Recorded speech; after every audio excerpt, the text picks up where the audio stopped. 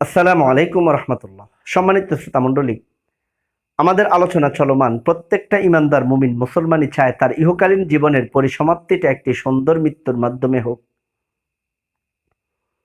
বান্দার ইহকালীন জীবনের পরিসমাপ্তিটা সুন্দর মৃত্যুর মাধ্যমে হোক, এই চাহিদাটা পূর্ণ করতে হলে বান্দাকে করতে হবে কতগুলি আমল।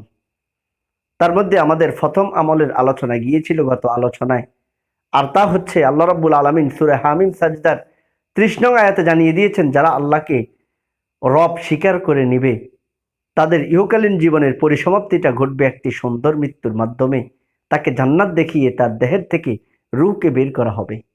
একটু ভাবুন তো, চিরসুখের স্থান জান্নাত দেখিয়ে যখন কাহারো জান কবজ করা হবে, দেহের থেকে রূহ বের করা হবে, ওই সময়টা কতটাই আনন্দদায়ক হবে।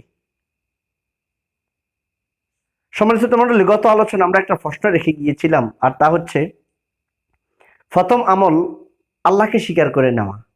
কিন্তু পাশাপাশি আল্লাহ আরেকটি শব্দ ব্যবহার করেছেন, সুম্মাস্তাকামু। আল্লাহকে স্বীকার করে নিয়েছে, এমনকি আল্লাহ আমার রব এই কথার উপরে মৃত্যু অবধি পর্যন্ত অটল থাকতে হবে। এই অটল থাকতে হবে বলতে আল্লাহ কি বুঝিয়েছেন? সুম্মাস্তাকামু বলতে আল্লাহ কি বুঝিয়েছেন? সুম্মাস্তাকামু অর্থাৎ আল্লাহ আমার রব এই কথার উপর অটল থাকো বলতে আল্লাহ কি বুঝিয়েছেন, বিষয়টা বোঝার সহজার্থে আমি একটি উদাহরণ দিচ্ছি যে সুম্মাস্তাকামু কি। সুম্মাস্তাকামু হচ্ছে,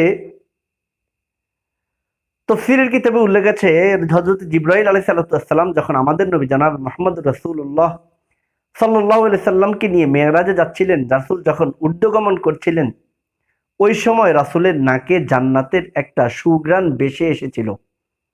রাসূলুল্লাহ সাল্লাল্লাহু আলাইহি সাল্লাম হযরত জিবরাইল আলাইহিস সালামকে জিজ্ঞেস করলো, হে ভাই জিবরাইল, আমার নাকে জান্নাতের সুঘ্রাণ আসছে, এটা কিসের? জিবরাইল তখন রাসূলকে বলল, এটা হচ্ছে ফেরাউনের ঘরের কাজের মেয়ে মাস্তার কবর থেকে এই জান্নাতের সুঘ্রাণটা ভেসে আসছে। রাসূল করিম সাল্লাল্লাহু আলাইহি সাল্লাম আশ্চর্য বোধ করলেন এবং জিবরাইলকে জিজ্ঞেস করলেন, ঘটনা কি, আমাকে একটু কি খুলে বলবে? জিবরাইল আলাইহিস সালাম রাসূলকে বললেন, ও আল্লাহর রাসূল, ফেরাউনের ঘরে একজন কাজের মেয়ে ছিল মাস্তা।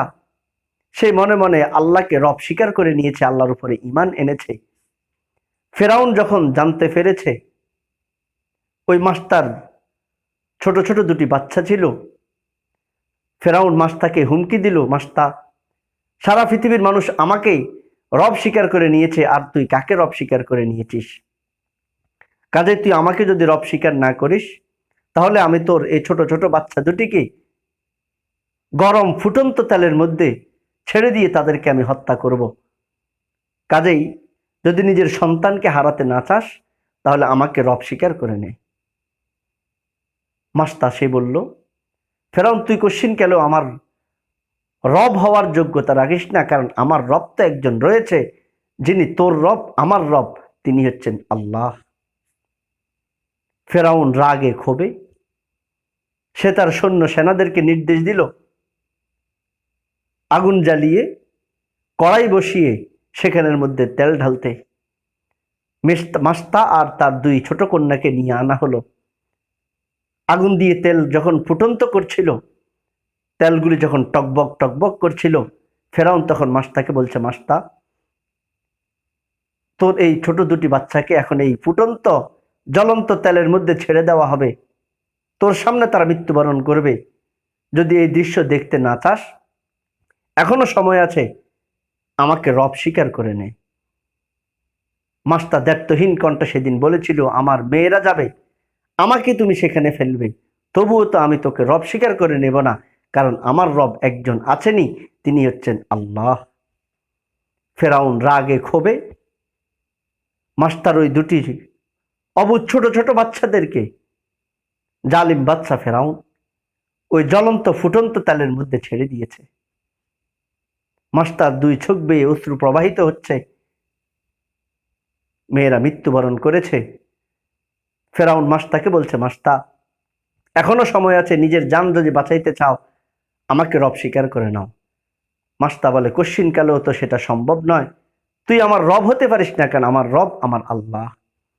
ফেরাউন রাগে ক্ষোভে মাস্তাকেও তার কন্যাদের সাথে ওই জ্বলন্ত ফুটন্ত তেলের মধ্যে ছেড়ে দিয়েছে, মাছটা নিজের জীবন বিলিয়ে দিয়েছে, তবুও ফেরাউনকে রব স্বীকার করে নেয়নি, স্বীকার করে নিয়েছে আল্লাহ আমার রব। এটাকেই বলে সুম্মাস্তাকামু, মৃত্যু অবধি পর্যন্ত আল্লাহ আমার রব এ কথার উপরে অটল থাকা। তাহলে সম্মানিত শ্রোতামণ্ডলী, যে আমলগুলি করলে পরে ইহকালীন জীবনের পরিসমাপ্তিটা আমার সুন্দর মৃত্যুর মাধ্যমে হবে, তার মধ্যে প্রথম নাম্বার আমল হচ্ছে আল্লাহকে স্বীকার করা এবং মৃত্যু অবধি পর্যন্ত আল্লাহ আমার রব, আমার জীবনের উপর দিয়ে স্টিম রোলার যাবে, তবুও আল্লাহ আমার রব এই কথার অস্বীকার করা যাবে না। আল্লাহ আমার রব, যেমনটা দেখিয়ে গিয়েছেন ফেরাউনের ঘরের কাজের মেয়ে মাস্তা। এটাকেই বলে সুম্মাস্তাকামু, আল্লাহ আমার রব এই কথার উপরে অটল থাকা। সম্মানিত মণ্ডলী, এই সুন্দর মৃত্যুর যে আমলগুলি রয়েছে ইনশাল্লাহ আমরা ধারাবাহিক পর্যায়ক্রমে আলোচনা করব। সেই পর্যন্ত আমাদের পাশে থাকুন। আসসালামু আলাইকুম ওয়া রাহমাতুল্লাহি ওয়া বারাকাতুহু।